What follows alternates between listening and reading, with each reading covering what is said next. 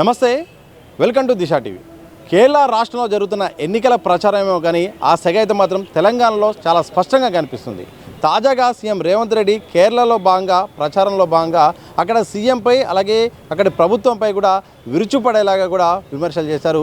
ఇప్పుడు దానికి కౌంటర్గా కేరళ సీఎం విజయన్ అయితే మాత్రం ముందు మీ రాష్ట్రం సంగతి చూసుకోండి, మీది ఫస్ట్ బుల్డోజర్ల సర్కారు, మీరు ఇల్లు కూలగొట్టి జనాల్ని ఇబ్బంది పెడుతున్నారు, మా ప్రగతి గురించి మాట్లాడే హక్కు లేదని కూడా ఆయన ప్రశ్నల వర్షం కురిపించారు.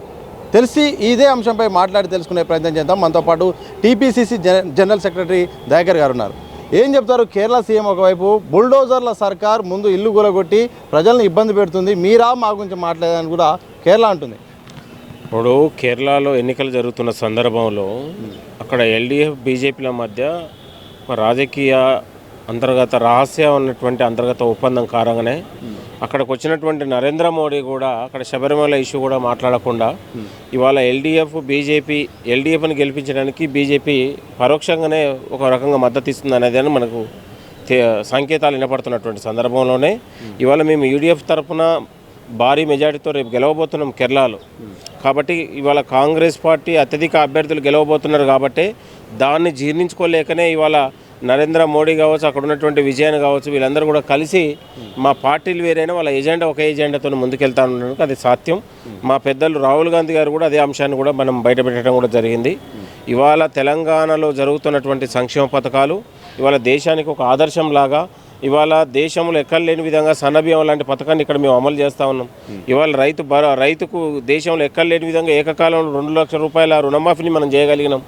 ఇట్లా చూసుకుంటా పోతే దేశంలో ఎక్కడ లేని మహిళలకు మనం ఉచిత ప్రయాణాన్ని ఏర్పాటు చేయగలిగాం. మరి అదే కేరళలో ఇవాళ దాదాపు 50-40 ఏళ్ళ నుంచి ఇవాళ అక్కడ ఉన్నటువంటి ఎల్డీఎఫ్ సర్కార్ రాజ్యం వెళ్తున్నటువంటి సందర్భంలో పేదవాళ్ళలాగానే ఎందుకున్నాడు నేను అనేది.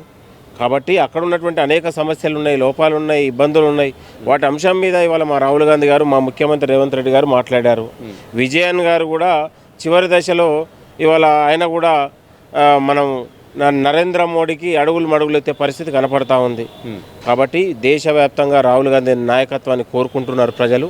ఇవాళ కాంగ్రెస్ ప్రజాపాలన గురించి మాట్లాడిన అయితే తర్వాత ఇవాళ కేరళలో సిపిఎం నాయకులకు కానీ బీజేపీ నాయకులకు కూడా లేదని కూడా మేము హెచ్చరిస్తూ ఉన్నాం. ఇప్పుడు ఇవాళ తెలంగాణలో 6 గ్యారెంటీల పథకాలు అద్భుతంగా అమలు జరిగి ఇవాళ తెలంగాణలో రైతుకు, మహిళలకు, నిరుద్యోగులకు పెద్దపీట వేసినటువంటి ఘనత మా ప్రభుత్వానికి దక్కింది.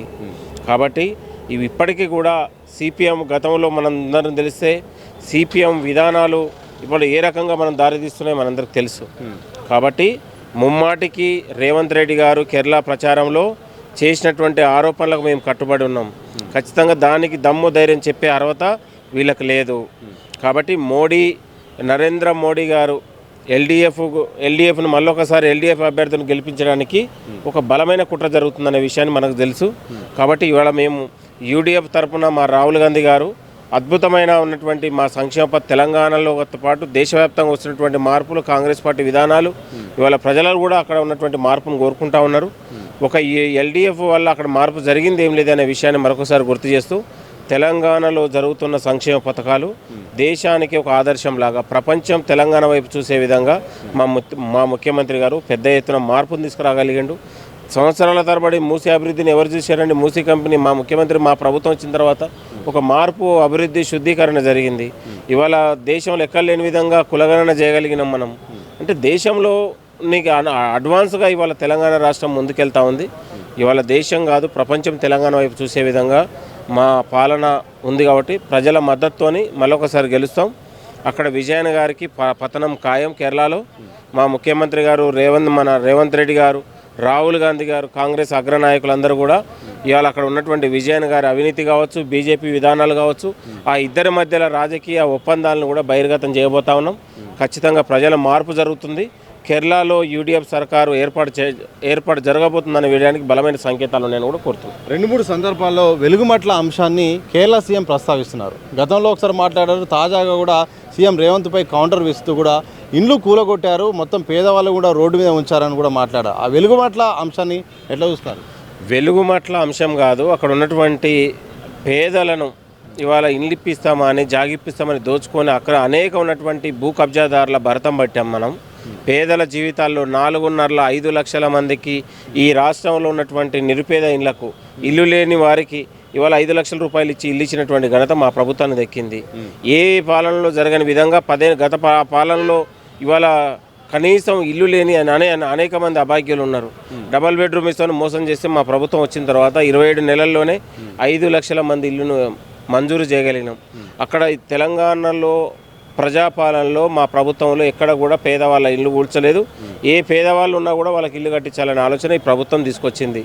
ఇవాళ ప్రభుత్వం పైన ఎన్ని కథనాలు చేసినా ఎన్ని విషయ ప్రచారం చేసినా ప్రభుత్వం ప్రజలు మా వైపు ఉన్నారు, ప్రభుత్వానికి అండగా ప్రజలు ఉన్నారు అనే విషయాన్ని మరొకసారి గుర్తు చేస్తాను. Thank you. మొత్తంగా ఇది రేవంత్ రెడ్డి మాటల్లో తప్పే ఉంది. అక్కడ ప్రచారంలో భాగంగా కేరళలో మాత్రం నిజంగానే అక్కడ ఎల్డీఎఫ్ బీజేపీ మధ్య ఒక రహస్య ఒప్పందం ఉంది. అందుకు కావాల్సిన లక్షణాలు కూడా బీజేపీ ప్రచార శైలిని చూస్తే అర్థమవుతుంది. అందుకోసమే అక్కడ ఎలాగైనా మరోసారి ఎల్డీఎఫ్ అధికారం రావాలని చూస్తుంది. అందుకోసం బీజేపీ రెండు కూడా ఒక టైఅప్ అయ్యే ప్రయత్నం చేశాయి. దాన్ని ఆయన మాట్లాడారు. అక్కడ అభివృద్ధి లేదు, ఇంకేం లేదు, ఒక ప్రచార ఆర్భావం మాత్రం ఉంది. త్వరలో జరిగే ఎన్నికల్లో మాత్రం మా యొక్క కాంగ్రెస్ కూటమైన యూడీఎఫ్ విజయం సాధించబోతుందని కూడా చెనగాని దయాకర్ కాంగ్రెస్ లీడర్ స్పష్టం చేసిన సందర్భం కనిపిస్తుంది. కెమెరా పర్సన్ వంశీతో సతీష్, దిశ టీవీ, హైదరాబాద్.